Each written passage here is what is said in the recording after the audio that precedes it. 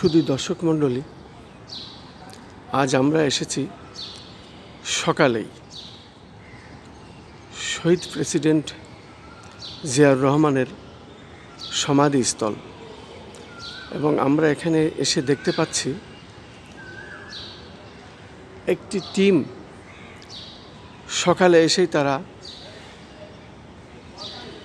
শহীদ president Ziaur রহমানের কবর পরিষ্কার করছেন, যেটা কিন্তু বিগত দিনে আমরা দেখতে পারি নাই। যেহেতু আমার পেশাগত দায়িত্বের কারণে আরও সকাল সকাল আসতে হয়, তখন এখানে ঢুকতেই দেওয়া হতো না, পুলিশের বাধা থাকতো এবং রাষ্ট্রের বিভিন্ন দিক দিয়ে বাধার সম্মুখীন হতো মানুষ, আমাদের আসতে খুব সমস্যা হতো। কিন্তু আজকে আমরা দেখতে পাচ্ছি এখানে পরিষ্কার পরিচ্ছন্ন চলছে, এবং এই কাজে যারা এসেছেন আমরা তাদের ভিতরে দেখতে পাচ্ছি তারা এখানে দায়িত্ব নিয়ে কাজ করছেন, এবং তারা সবার আগে এসেছে, সকালে এসেছে। যেহেতু সারাদিনই আজ বিভিন্ন স্তরের নেতাকর্মীরা এবং বিএনপির কেন্দ্রীয় কমিটির নেতারা আসবেন শহীদ প্রেসিডেন্ট জিয়াউর রহমানের কবরে শ্রদ্ধা নিবেদন করবেন, সে কারণেই এই কবরস্থানটি, এই মাজার এলাকাটি, জিয়াউর রহমানের সমাধি এলাকাটি পরিষ্কার পরিচ্ছন্ন করা হচ্ছে সকাল থেকে। আমি তাদের দেখতে পাচ্ছি, তাদের সাথে যারা নেতৃত্ব দিচ্ছেন তাদের ভিতরে আমরা দেখতে পাচ্ছি।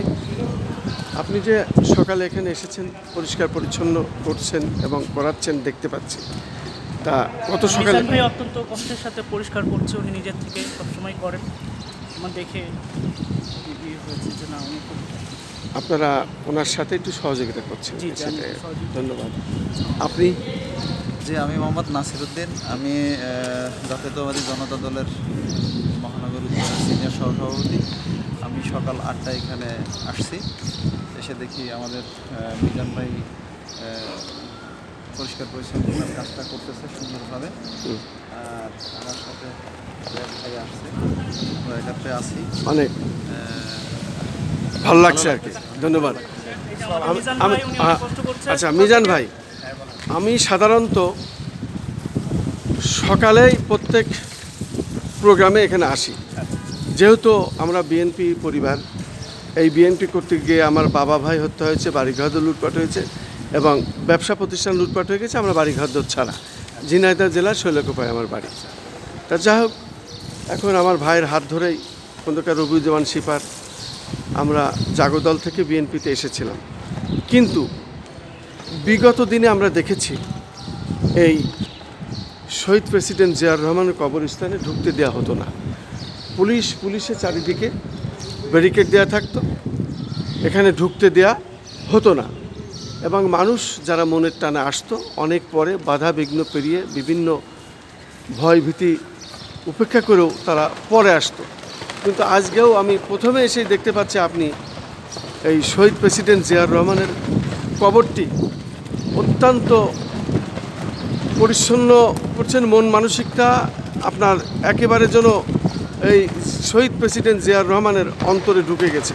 আমি সেটা খেয়াল করে দেখলাম, এবং আপনার অজান্তেই আমি বেশ কয়েকটি ভিডিও করেছি, এবং আমি আপনার একটি সংক্ষিপ্ত সাক্ষাৎ চাচ্ছি। আপনি কতদিন ধরে এই কাজটি করেন এখানে? আমি 2011 সাল থেকে। আপনার নাম পরিচয়টা একটু বলুন। আমার নাম হল মোহাম্মদ মিজানুর রহমান মিজান। আমি 2011 সাল থেকে শহীদ রাষ্ট্রপতি জিয়াউর রহমানের মাজার কমপ্লেক্স দেখাশোনা করি। আমি একজন কর্মী, আল্লাহর রহমতে কাজ করে যাচ্ছি। আল্লাহ যেন আমাকে তৌফিক দেয়, আপনাদের আশীর্বাদ যেন আমি যেন পাই এবং কাজটা আমি টিকে রাখতে। অনেক অনেক ধন্যবাদ আপনাকে। শুধু দর্শক মণ্ডলী, আপনারা শুনলেন এই মিজান ভাইয়ের সংক্ষিপ্ত সাক্ষাৎ। সে কিন্তু এই কাজটি দীর্ঘদিন ধরে করে আসছে, কিন্তু বিভিন্ন সময় পুলিশের বাধার কারণে বাধাগ্রস্ত হতো।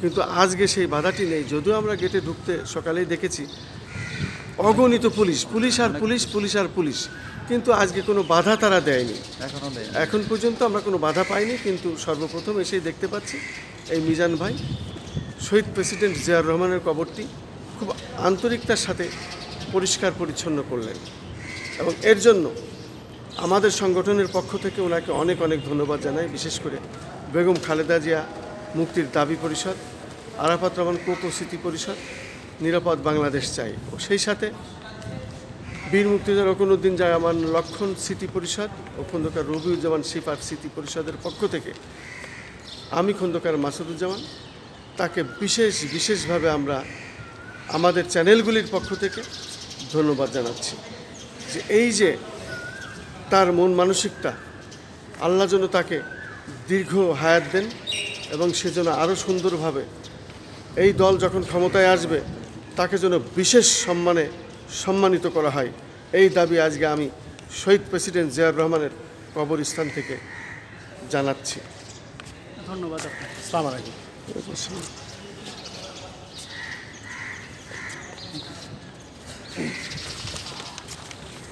আমি দেখলাম আপনি নিজে হাতে পোস্টার লাগাচ্ছেন। ধন্যবাদ।